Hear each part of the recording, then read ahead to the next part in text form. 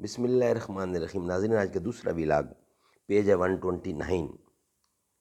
اردو زبان میں سرور عالم صلی اللہ علیہ وسلم کی سیرت پر جامع ترین کتاب سیرت النبی صلی اللہ علیہ وآلہ وسلم، علامہ شبلی نعمانی رحمۃ اللہ علیہ، علامہ سید سلیمان ندوی رحمۃ اللہ علیہ، جلد سوم۔ بسم اللہ الرحمن الرحیم۔ الحمد للہ رب العالمین، والصلاة والسلام علی سید المرسلین وعلی آلہ واصحابہ اجمعین۔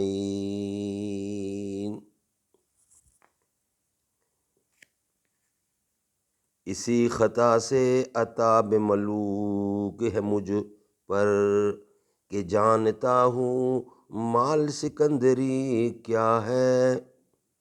اٹھو میری دنیا کے غریبوں کو جگا دو، کاخ عمرہ کے در و دیوار ہلا دو۔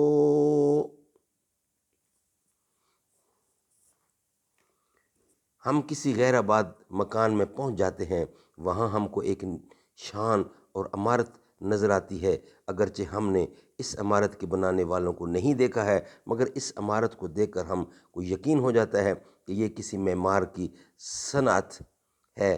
ایک جنگل میں ایک جھونپڑے کے اندر ایک تنہا زخمی پڑا ہے، مگر ہم دیکھتے ہیں کہ اس کے زخم صاف ہیں، مرہم پٹی ٹھیک ہے، اس کے آرام و آرائش کے تمام سامان کرینہ سے رکھے ہوئے ہیں۔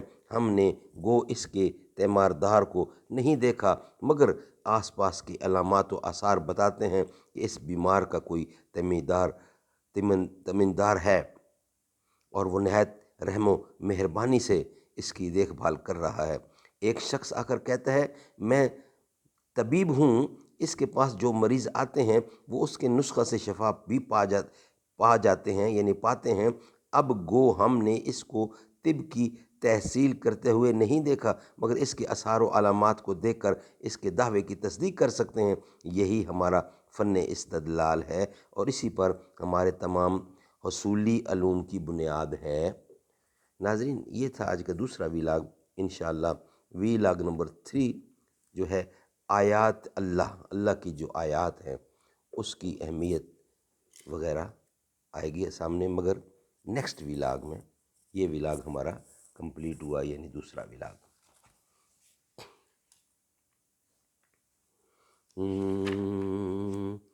در سرکار دیکھوں گا، بڑے عرصے سے چاہا ہے، در سرکار دیکھوں گا، وہی میرا گزارا ہے، در سرکار دیکھوں گا، مبارک ہاتھ سے اپنے وہ دیتے ہیں فقیروں کو، میرا بھی کچھ تو حصہ ہے، در سرکار دیکھوں گا، مجھے دو پر منٹ ویزا نہ پابندی ہو کوئی بھی، مجھے تا عمر جانا ہے، در سرکار دیکھوں گا، یہاں سے منتقل کر دو مدینے پاک لے جاؤ، دم آخر ٹھکانا ہے، در سرکار دیکھوں گا۔